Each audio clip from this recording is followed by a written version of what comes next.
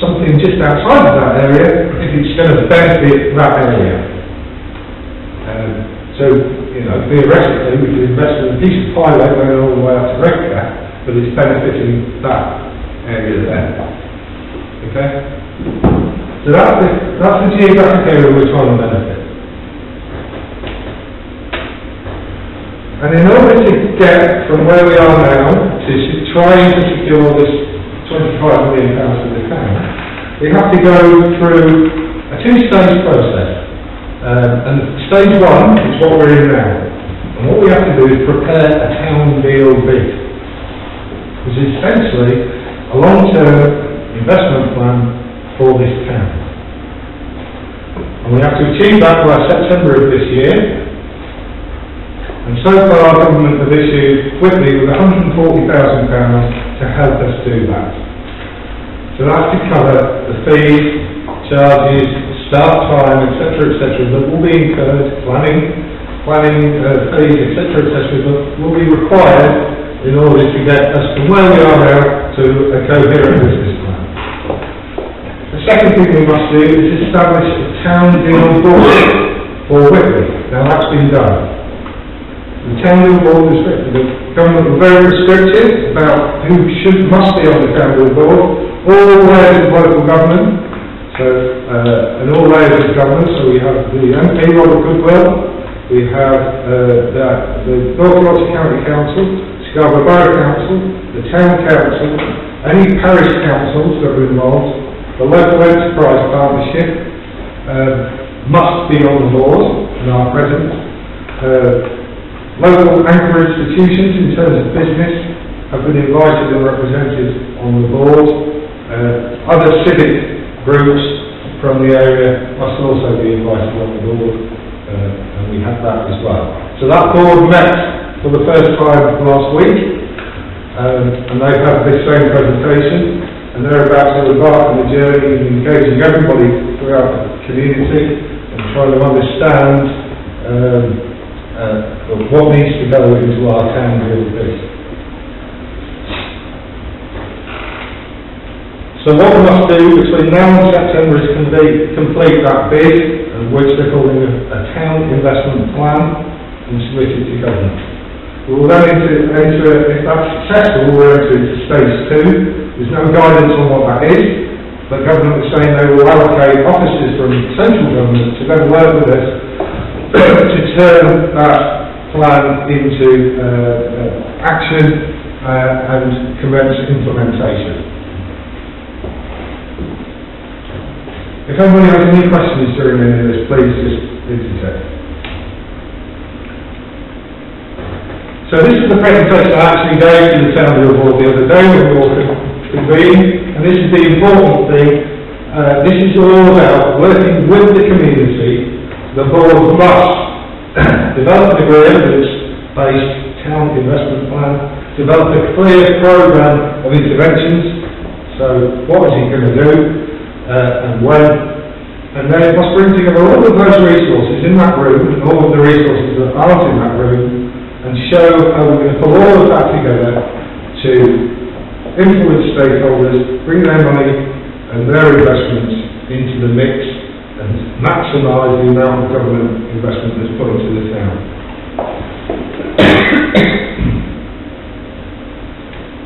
The board itself acts in an advisory function, doing that stuff to the lead council, which is Scarborough Borough Council, and that board must adhere to those principles, the known principles. It now has a set of terms of reference which will soon be published, and the code of conduct. We must act as if it is a public institution, which it will be. So therefore it must procure things using public procurement protocols, it must have a whistleblowing policy, etc., etc. All those things are being put in place. So then we have to start thinking about how we draft this town investment plan. So further guidance on that is due in early 2020, but we haven't seen the final hair of it yet. But we must meet the objective that I outlined before and identify and evidence investment priorities to drive economic growth and infrastructure. But most importantly, it's about long-term transformative change for the town of Whitby. And that's what we must demonstrate by September of this year. How will we do that? If we want to be specific, a lot more specific about what that includes, so background and context for intervention, why we're doing this, and what's the background, the challenges that this town faces. The board, working with the community, needs to develop a vision to overcome those challenges and to implement that transformative change. And then it must describe its priority areas for investment.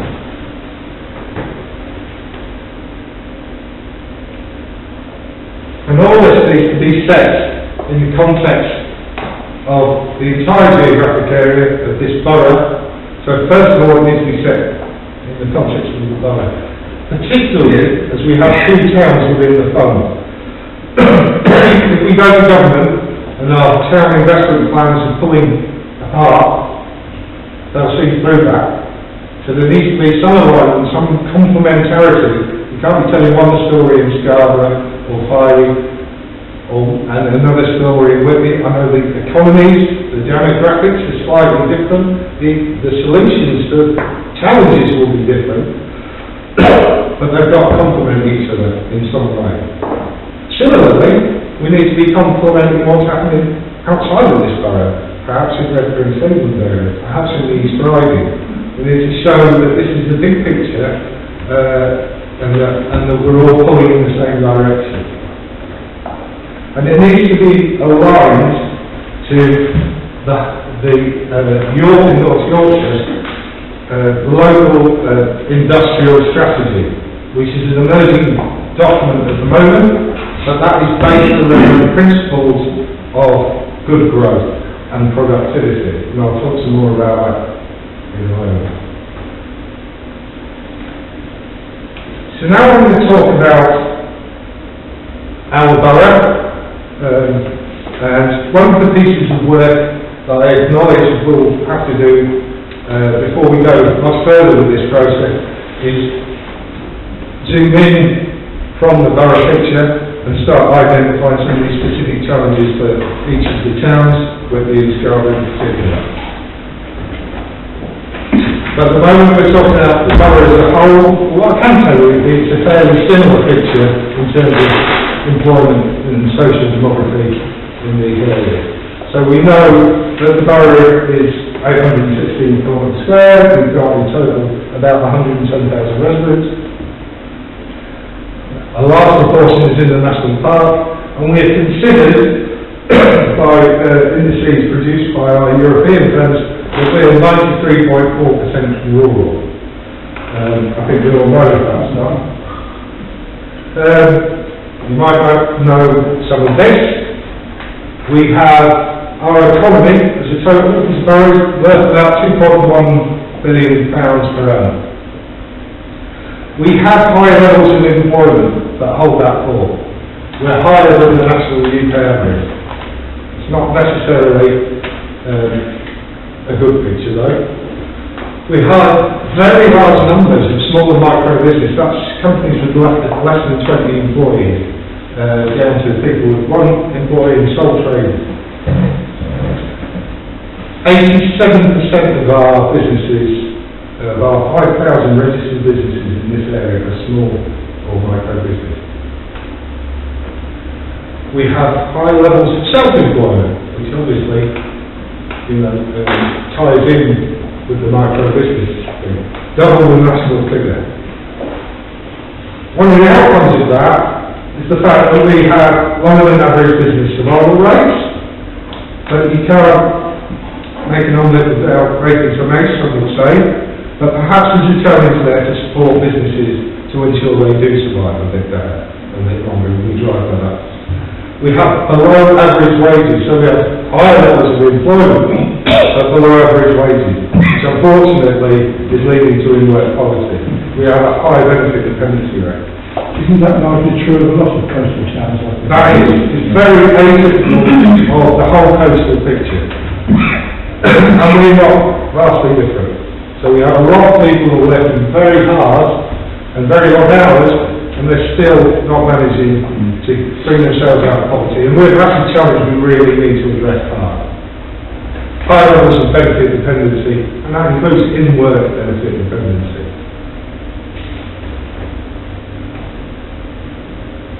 Interestingly, and this brings another challenge which we'll emerge later, the amount of opportunities perhaps limited in our patch. 86% of our people both live and work in this borough. We have very little migration of people in and out of our towns. We're kind of geographically isolated in terms of work and in terms of the whole heap of other things, but in terms of work, definitely. We have below average wages, we've talked about that already. That's roughly what our economy looks like. So, 43% tourism related. Now, that's quite a balanced economy. If you look at some other coastal towns, that'll be the blue bit will be right around to here. So we've got quite a balanced economy, and that's one of the reasons the towns in our borough have fared pretty well relative to some other towns we can point to. Margates and Blackpool's even of this world who have struggled more than we have. But 43% tourism related, about a third public sector, and a third keeping it back into the mind. So you've got the obvious ones, the councils, the NHS and the schools, but also GCHQ. They're a fairly significant employer within this borough.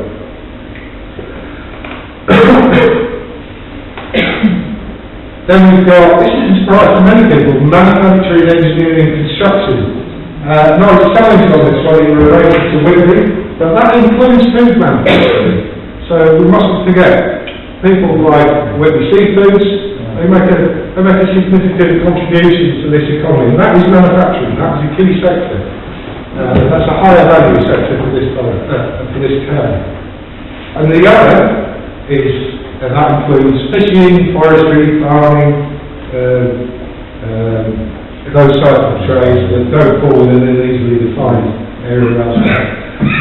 Just a note on tourism related, that includes some elements of retail, some elements of hospitality and leisure, which you could argue could survive without tourism.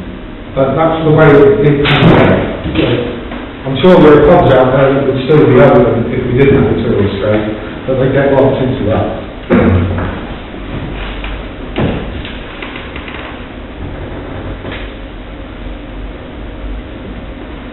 Our social demographics. Housing. Above average home ownership. That's a fairly sweeping statement. Who owns these homes? Are they local people? Are they holiday homes? Are they people actually living in this economy? We need to scratch under the surface of that and find out what it really means. Above average levels of affordable housing. Well, it depends. If you live in London and you buy a house here, it probably is, so we need to scratch under that one as well. We do know that these following two, unfortunately, are very true. Below average attainment at secondary school. Below average attainment at level 3 and above, and that's against the national measures as well as regional measures. How does that then link in with primary as well?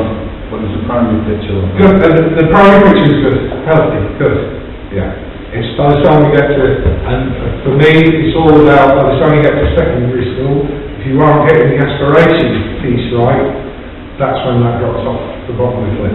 People have got to see the light at the end of the tunnel. If the light at the end of the tunnel is serving an ice cream, perhaps they're not putting the effort in the bag. But that's just my guess. Yeah? Population profile. We've got a decreasing population across our borough, and Whitby is probably worse than Scarborough, saying this. And that last one as well. in the past 7 years, we've lost 19% of our 16 to 25-year-old population. They've gone. And we can blame them in some instances. But we've got so much great stuff to offer, I think we need to, look, my view is that we shouldn't be trying to retain young people and capture them for the rest of their lives. You should be prepared to let them go. But equally, we should be just as attractive to young people living in Leeds and Middlesbrough to come here as well. This is a great place to live and work. So we need to attract and balance that off and rebalance our... What do you put that down to then? Well, people, right, put that down to, if you're going to go and pursue further in higher education, you've got to leave the town. If you're going to get a decent job, you're going to have to leave the town. So what we need to do, and I think people always want to do that, even if there's great university, a great job from the doctor, you're always going to want to do it. Because you want to go out and see the world. What we need is something here that will get young people living in Newcastle a reason to want to come here and work and learn, perhaps. Welcome. Yeah, I mean, this is quite, this is something that, we have to join the dots on. All those things are interrelated, together with, some of what you said before. It doesn't surprise me that those with ambition leave the town. That's a fact. And, and therefore, you get below average attainment at schools and all the rest of it, right? So it's a really good question. It goes back to some of the other stuff you've said. How do we, it's connectivity as well, so you say, well,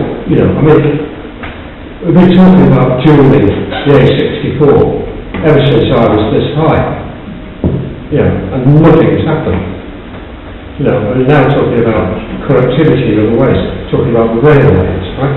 Talking about the buses, and so on. Now, I do know, for instance, that Scarborough Hospital, sort of Simon Cox, there's a major problem. There isn't so much money, you just can't put staff. And, I know a good friend of mine's daughter has left because she does a shift, can't get the bus back at 8 o'clock, 9 o'clock at night, and it costs her a wage to get a taxi. Now, so she's going to work in Leeds. So it's really a question of trying to, in terms of that kind of social demographics, just trying to join the dots. It is indeed. Thank you very much. I'll move on. We might answer a couple of your questions along the remainder of the journey, but this is exactly the debate we need to have as a community, and in trying to come up with some solutions. I mean, the A64, there are perhaps solutions that aren't about physical transport. Perhaps if we can bring education to people's front rooms through super fast broadband, ultra fast broadband, etc., give people the ability to live in one of the best places in the world, but actually work in London from their office in the back room. Perhaps that will help. But let's see. So I'll continue with the news. Social demographics. So 24 of us live in some of the most deprived areas in the country. 20% in our borough. And some of our wards in the borough live in the 5% most deprived nationally. This, again, I'll just caveat this is no different from most other coastal towns. Okay, we're not in a unique position here, but this is our focus, this is our challenge to overcome.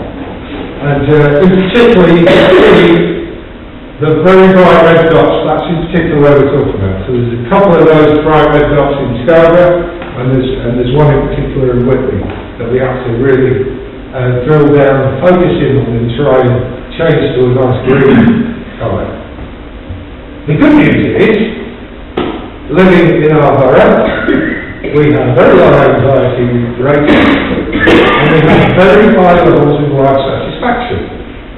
Now, how do those two things equate? Well, somebody said to me, ignorance is bliss, isn't it? If you don't know any better, well, I completely reject that comment. I think it's because we've got such a high quality of life, such a high quality of environment. But if you have got a good job, you can be at home in 5 minutes, and you're living in the middle of the national park, and it's a fantastic place to be. And I think potentially that's one of the great things about our towns that we need to be selling and building. I question that. I mean, if we're looking at the population, the demographic, which is an aging population, maybe retired, so anxiety is a lot less if you retire than taking a meter. We've just seen that 19% of 16 to 25 years are moving out. It'd be good to break that down between the demographic and see if, you know, what the younger generation, how their anxiety levels are. And I think also it's, you know, it's widely known, say like within the kind of farming and fishing communities, that anxiety really is talked about as well. So I think it's just drilling down a bit more on that. Yeah. And I have to concur with that, because a lot of the people that live in this town, myself included, chose to move here because it's a lovely place to be. But what happens as a result is that the younger people have no reason to be here, as you just said. So I think that just needs to be balanced. So, you know, if you speak to somebody that's moved here and has taken that step, they are going to have lower levels of anxiety and have less frustration. Whereas the indigenous population is probably quite the opposite. I think you're right. I think the truth is somewhere in the middle. I think you're right. So how are we going to do this? We have to overcome this significant, persistent and stubborn deprivation. That just breaks down the really in a lot of detail, but and Whitby's one of those. Whitby West is one of those it's one of those red areas that we need to overcome. Those issues, you see employment is very high, income is very high, health is very high in terms of deprivation, not very well skilled. Employment, education, training and skills. So how do we do that? Now, well, the Borough Council has already embarked in the last couple of months on a programme of what is calling, at this moment in time, Building a Better Borough. And it wants to become a national exempt borough of regeneration through good growth. That's the key word in that. Where good growth is place-based, talking about what a great place this is, and building on that. Inclusive, it brings everybody in the community and everybody benefits, young, old, rich, poor, moves them closer together, socially and demographically. And it's clean, it's multi-generational. You can rest assured that it's sustainable, and tomorrow it'll still be there and it won't run out. So those are the three most important parts of good growth, and that's what we want to try and achieve. And that's built on the pillars of good jobs, good place, infrastructure and homes, everybody should have that, and good business. Everybody should have access to decent employment through good business that's socially responsible. So I've said a lot of that. It's not solely, this is the important bit, good growth is not solely measured by GDP, by productivity, and we know productivity is often a function of job satisfaction, and by wider social value. And what we mean by that is, if we invest £1 over here, and it prevents, if we invest £1 over here in, let's say, a knitting club, and the people who attend that knitting club are not socially isolated, they're not presenting to the health service as a result of being socially isolated, we've actually saved the wider public purse a significant amount of money for investing that £1, and we've improved our community and its cohesion in doing so. So those are the types of things we're talking about, the wider social value. And we're doing a big piece of work to try and convince government, particularly Treasury, that they should start measuring this. instead of just how many square feet of office space have you built, is it being put in return? So we're pushing very hard to try and get that social value a real measure.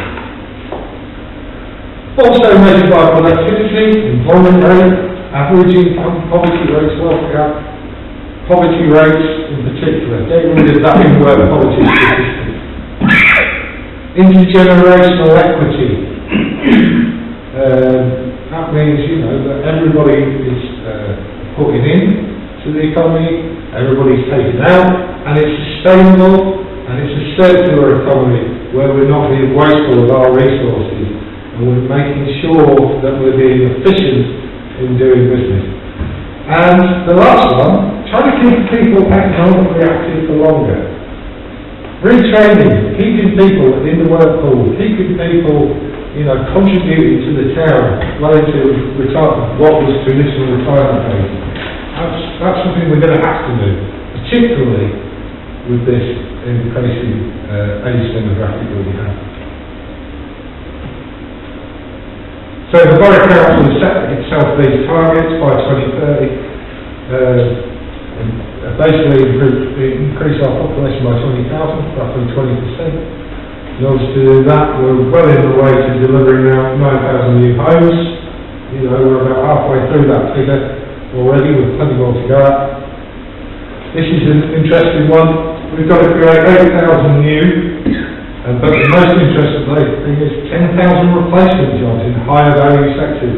We have 10,000 people within the next 10 years who are due to retire, and there is nobody big enough to lead us. We're not, I say there hasn't been anybody bringing up the rear in terms of training and skills provision. But there are now, there's interventions in place. There's Scarborough UTC, there's Coventry University Scarborough, there's work with the sixth forms in Whitby and Scarborough to try and inspire and raise aspirations and get people into these types of jobs. There's things like Engineering Week, and the engineering competition that we have in Whitby Pavilion to try and inspire people into these higher value sectors. But we need to do a lot more. That's a challenge to be the most highly skilled coastal area in England by 2030, and to just generally grow our economy by 20%. So just summing all that stuff up, we need to attract a younger population and increase our working age population. Improve educational attainment, effectively at level 3 and above. Improve business survival rates. Increase wages and decrease seasonality. Improve our transport infrastructure role, but just as importantly, improve our connectivity through other means. We can't sit back and just hope that one day we're going to be 64, or that some magic funding regime will help us to, reconnect our rail services between Whitby and Scarborough. I think that's a pretty good aspiration. It's probably beyond the scope of this £25 million. It's about digital connectivity, and that's what we have to do at the bottom. So, you can't really see that one. This is our challenge. We've got to get to this place at the bottom, where we are prosperous. We've got a town that's full of aspiration, and we've got a town that's growing sustainably.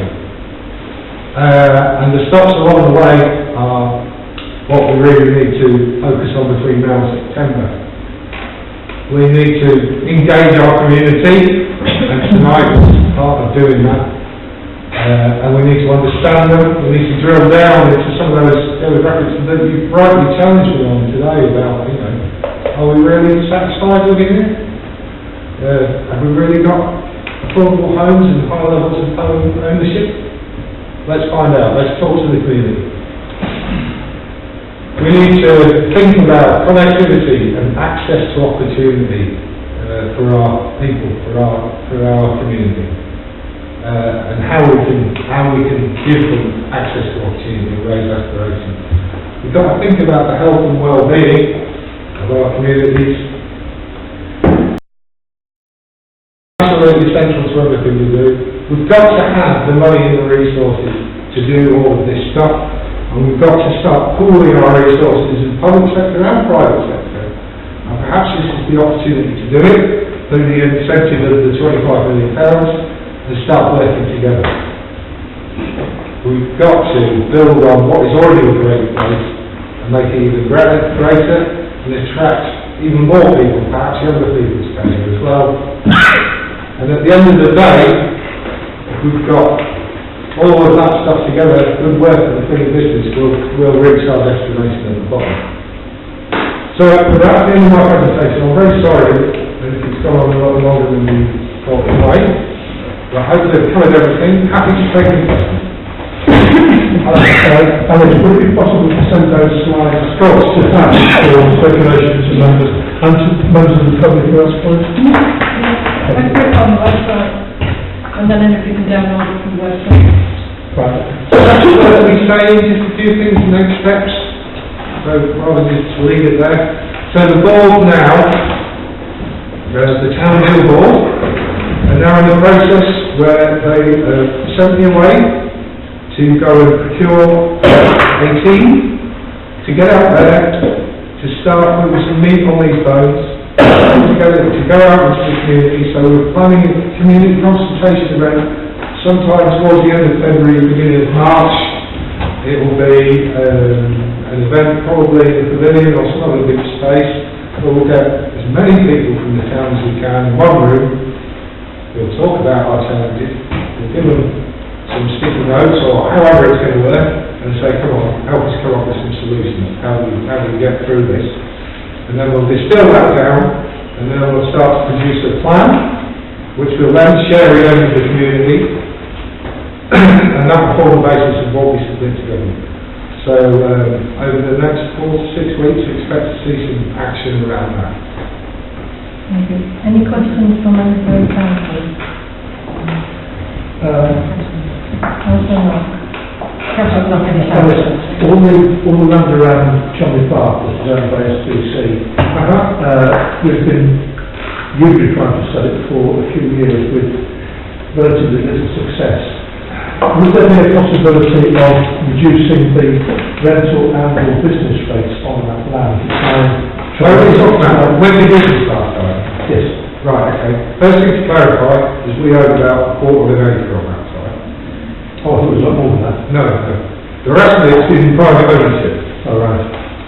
And the good news is that there's a hell of a lot of interest all of this in all of that land in private ownership. So watch this space. Over the next few months there will be planning applications hitting your desks probably, hitting this meeting, for various bits and bobs to go on that site. In fact, the council's bought us for half an acre to be one of those rather than proposed. But there's quite a lot of interest. We saw that thing that said 87% 5,000 vast. There's loads of interest in establishing small business units in this town. We know there's lots of labour demand. The council did a very small market testing piece, and we were literally opened the door on Monday morning, we had a stack of interest this big, so it's there. The private sector has picked up on it and they've started to move on some of these parcels. That's encouraging. Yeah. Thank you. Councillor Coughlin. Yes. The 9,000 new homes that you mentioned, how many, I know you can't really say it, how many will be homes and how many will be second homes? Is there going to be any kind of legislation whereby only a percentage would be holiday homes? We've had this so many times in the past where housing estates have been built and we've been told that they will be primarily for local families and families wanting to move into the town, only to find that more than what was suggested as become holiday homes. So, I can't answer that question because it's a national particularly in coastal towns. I can tell you this though, I can tell you that the present administration of Scarborough Borough Council has got very It's got a high focus on the environmental social housing. Yeah? And as such, that high very nature is typically a good proportion of that is social rented housing, which isn't for sale for people who want to come into the higher second home.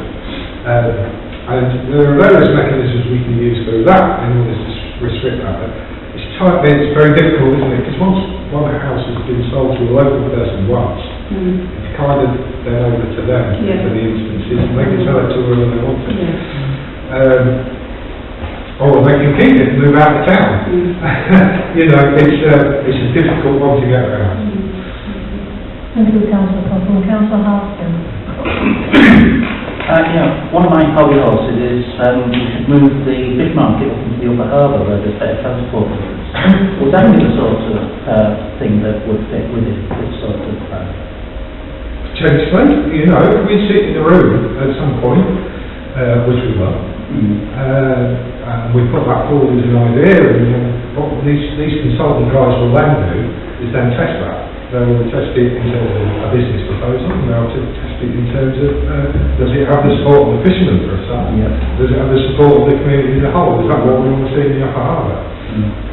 And then that, whatever drops out of that will be the answer, I guess. Thank you, Councillor Derrick. Just kind of touch on those kind of 9,000 homes, and the ones that kind of have been built in Whitby recently, and the ones that are kind of proposed. What kind of concerns me is the kind of ancillary services and the pressure that puts on, whether it's the roads, schools, doctors, hospitals, etc. Because I think we've got about 700 new homes, but there doesn't seem to be any change to roads. And you're looking at probably 700 to 1,000 extra cars coming on a regular basis, of which if they're, the families, then the schools, etc. So if there's any plans for,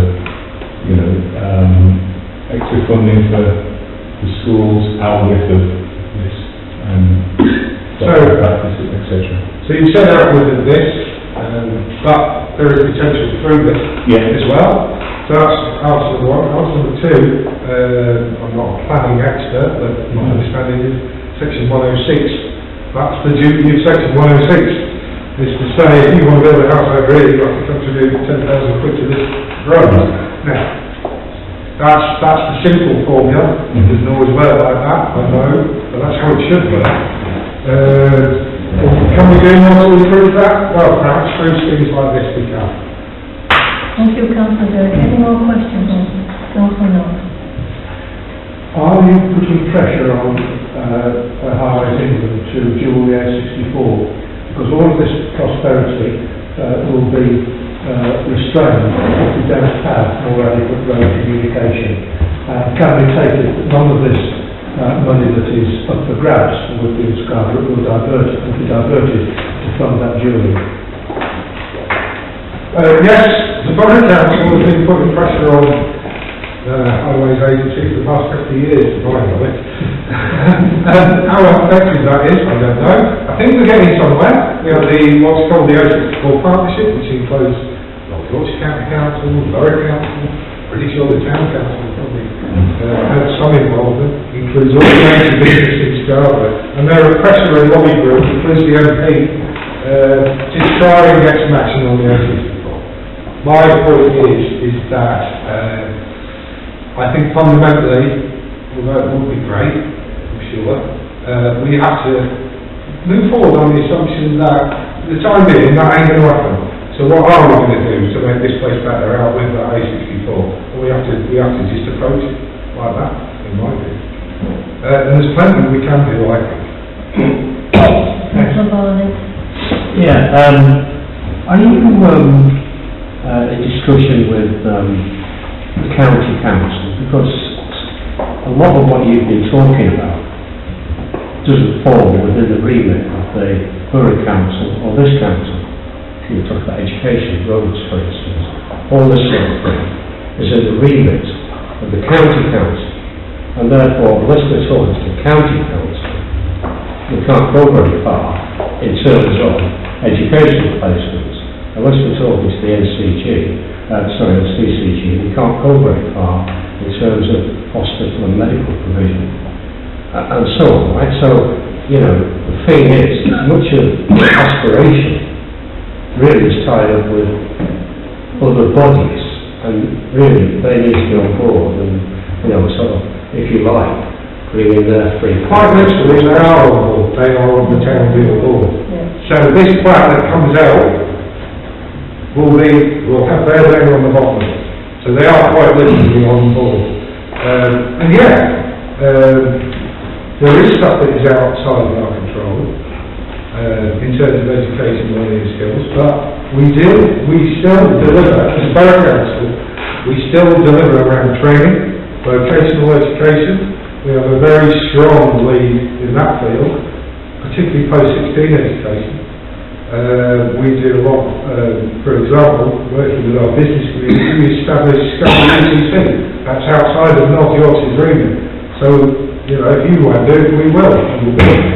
Similarly, higher and further education, we have a lot of interaction with them. So there are things we can do as Borough Council, but yeah, they are on board, literally. Thank you, Councillor Barnett. If there's no more questions now from councillors, I propose to suspend standing orders and for 15 minutes for public participation. Any members of the board, any questions? The gentleman at the back. Well, Nick Crawford on West Cliff. You mentioned the board. Who's on the board? How can we access the board? How do we communicate with the board? Obviously, you said there's already been meetings already. Nobody knows anything about it. Are those people going to communicate with everybody else apart from the consultation? Will they be regularly available? Can we just go through all this quick? There's a strange thing in my mind that I don't understand. Your figures show that our population is decreasing, and yet you've already mentioned that we're building 1,700 or 1,500 new homes. Why are we building so many homes if the population's decreasing? The other thing as well that worries me with the amount of property, and a lot of these things have already been mentioned,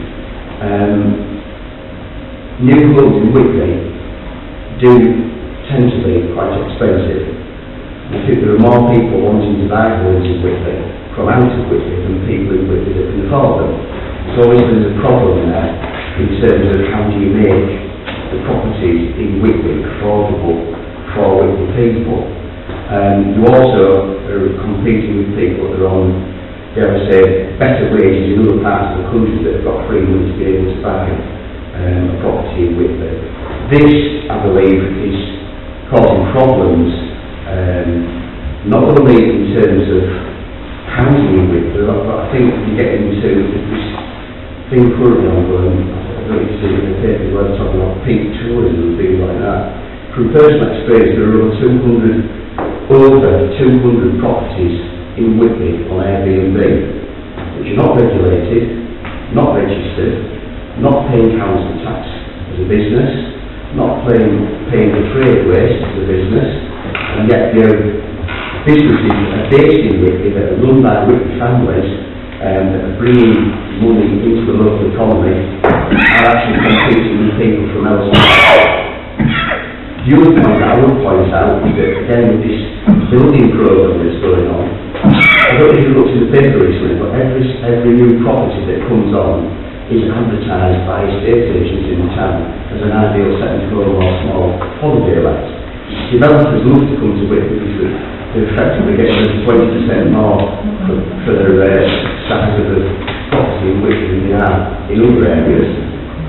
But the other thing that I want to come back to finally is just looking at, for the people of Whitby, you know, it's already been mentioned about providing the services, but look at the developments that are already going on. St Castle, not sure how many houses there, no community centre up there, no access in the community centre around there, the leisure centre privatised, not a great deal of investment there, tennis courts in Whitby have been taken down to become changed into car parking on the West Cliff, and Helmdale playing field was built on 3 to 4 years ago, if not longer. We were promised a 3G pitch. I don't think that's materialised yet.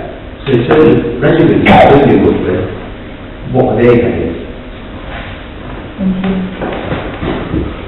Okay. Anybody else? Yeah.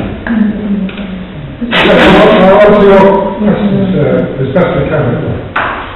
Why are we building new homes? Well,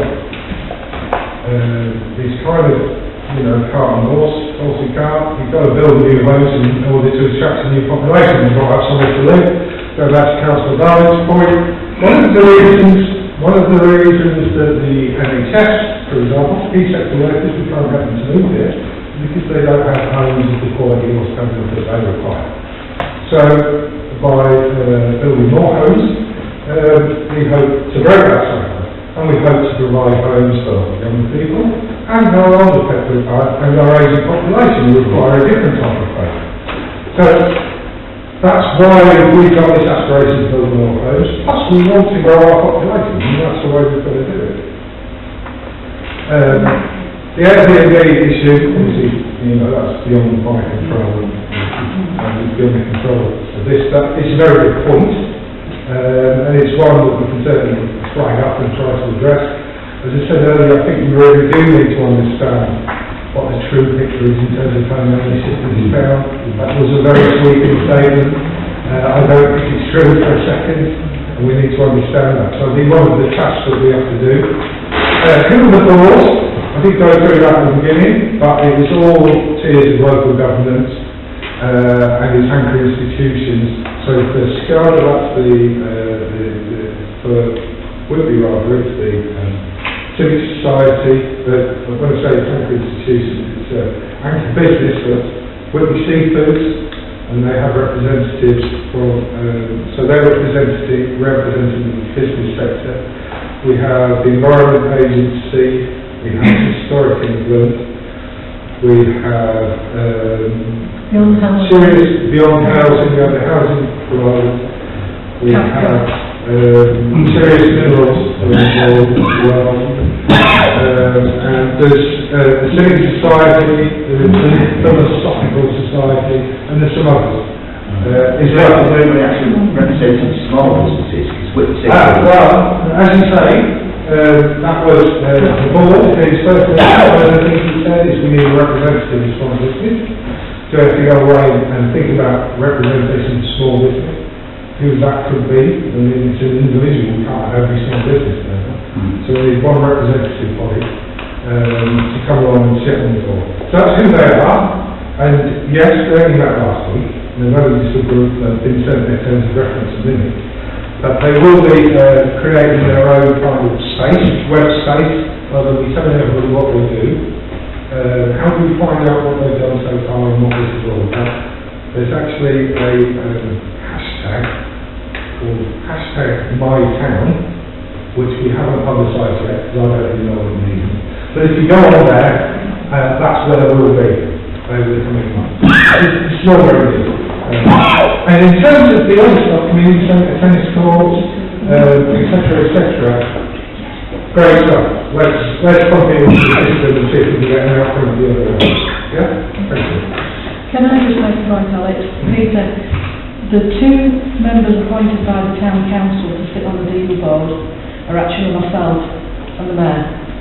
But the town council are going to be looking at this themselves, and then we will be bringing in and want people to contribute to what we're doing so that we can feed into that. Okay? So anything you want to know, give me a shout. John. John Slender. Can I ask the 140,000 that we'll be getting, 160,000 Scarborough again? I presume there's going to be a lot of joint information being sourced and sorted out. So what exactly is that money going to be spent on?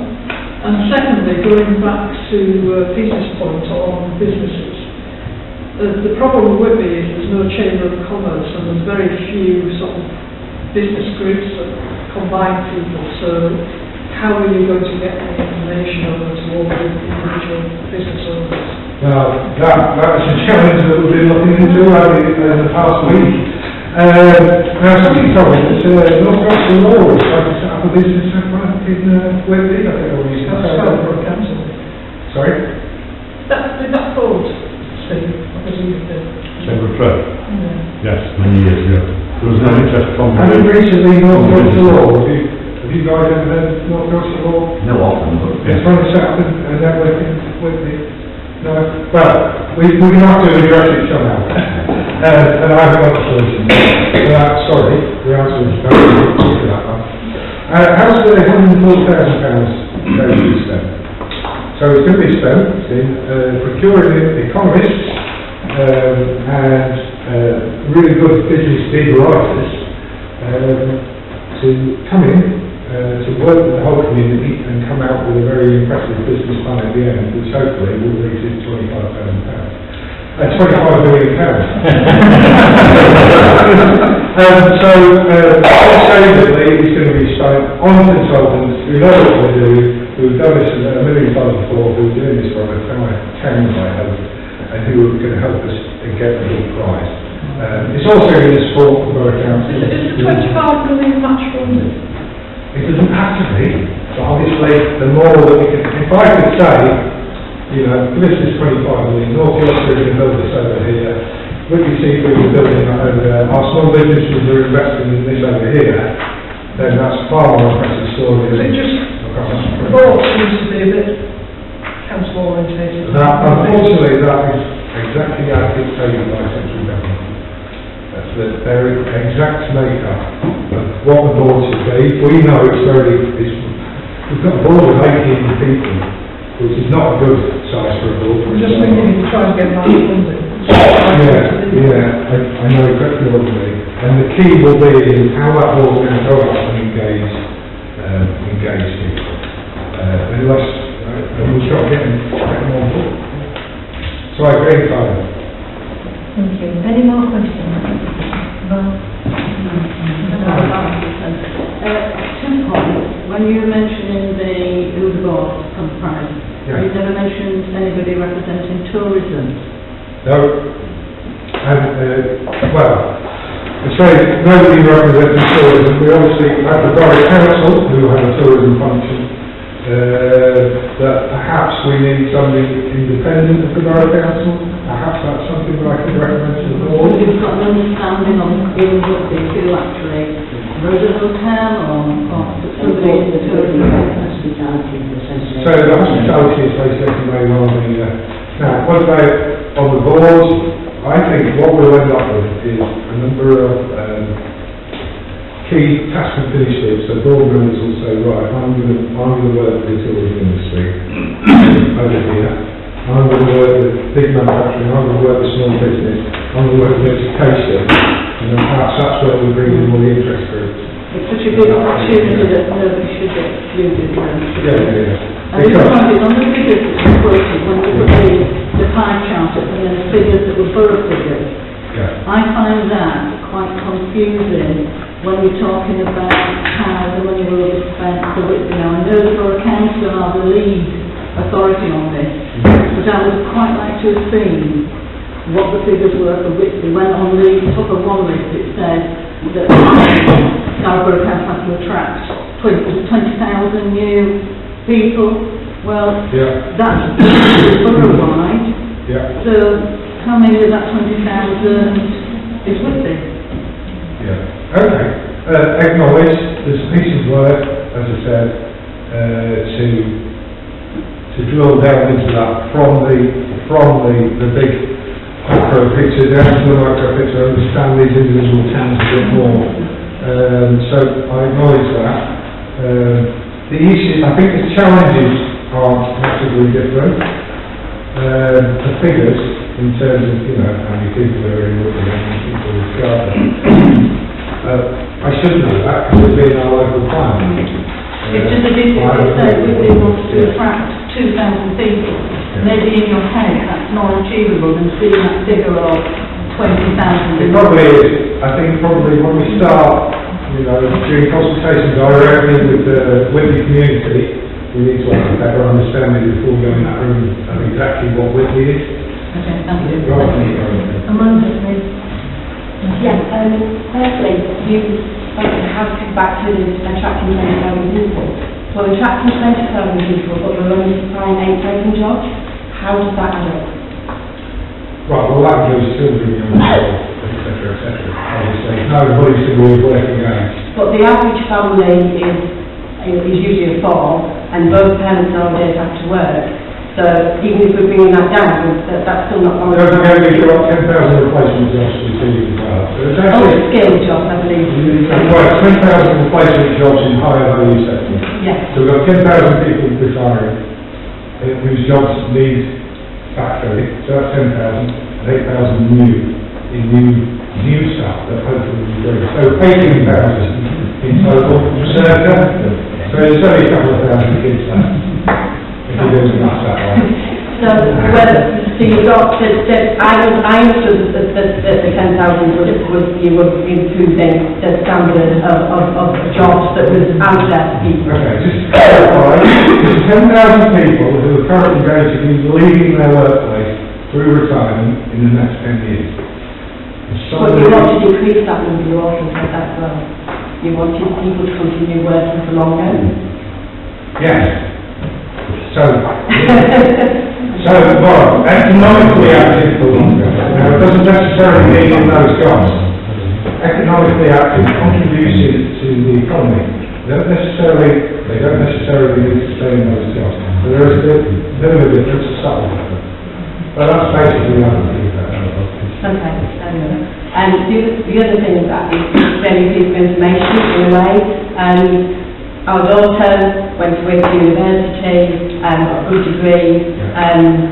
She has to come back home unless she gets a job because the government no longer will support her to live away from home. We have to provide a home for her. There's no home support for somebody under, I don't know, 25, which it is now, to be honest, she's only 24. So she has to come home. So she's been at home. She literally can't find a job. So she decides she can't find a job, she's going to set up her own business. So she then explores possibilities and she gets involved with Business Trust. They're willing to take her on.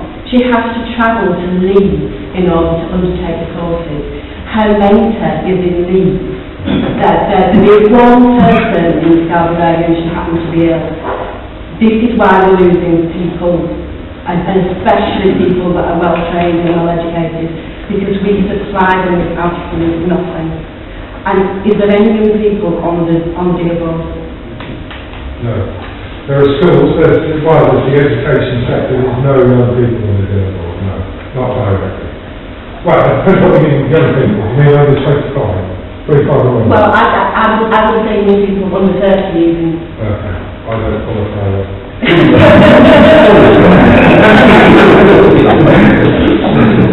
No, there is quite simply there isn't, but there are representatives of the young people and youth. Obviously, when we break out the Saturday community, youth engagement is a very high priority. Alex, the serious one is quite good, and so is the man from the National Park.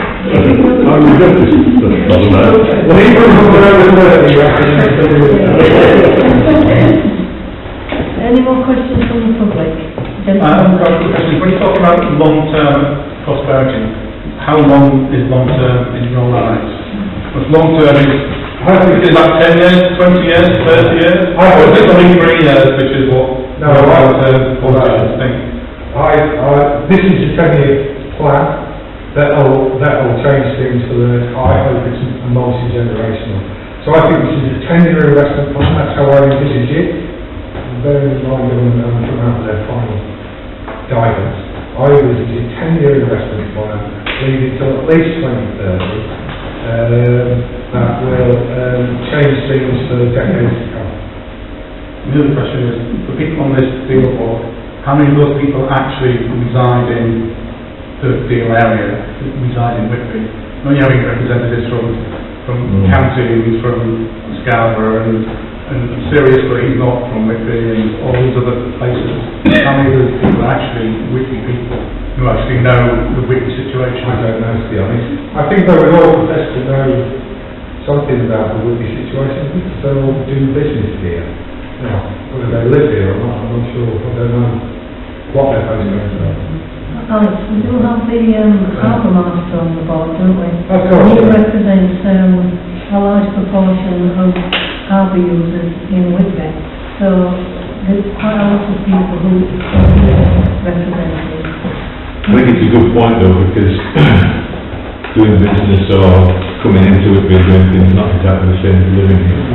The series is actually mine outside the area, or not in Whitby town, and their head office is in Scarborough. It's like the high-end business jobs out of town, not actually in our town either, so they're not particularly good representatives of the town either.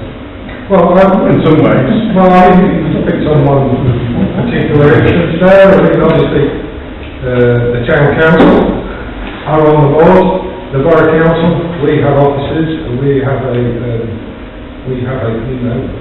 people who live and work and breathe Whitby, and live here, importantly, underline that bit. The various others, I mean, we do have representatives directly from the community, the Civic Society, for example. They're all on the board, but picking one individual who lives here and is expected to be representative of the whole picture, I think would be challenging. So I think the key is going to be that board getting out there, admitting it doesn't know something and asking people what the solutions are. What it's here for. That's what engagement's about. It's not professionalism, it's not profession that you really understand it.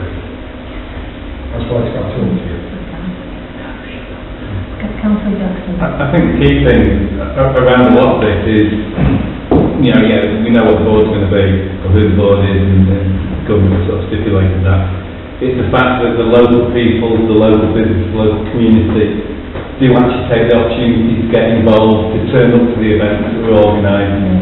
And if the people on the board and people that are employed as part of the start-up fund are actually worth their money, then they'll be going out to the community, going out and gathering all this information. But what we do need is the whole community, the businesses, to be very proactive in this. There's no point in saying, nothing's ever going to happen. Well, it will happen if people turn up and people voice their opinion. Councillor Cotton. I think while it's important that people are local and sort of so Whitby, live in Whitby and so on, if we can get an expert who does this perhaps for a living or has far more information than we have, I don't think we should cancel people out because they don't live in the town. If they can help us. Any more questions? Thank you very much. I can thank Alex very much. That was a really useful and interesting presentation. Thank you. Please come again. Also, could I thank the council for saying a big thank you to the public. And I'd like to say to you as well, please come again. Thank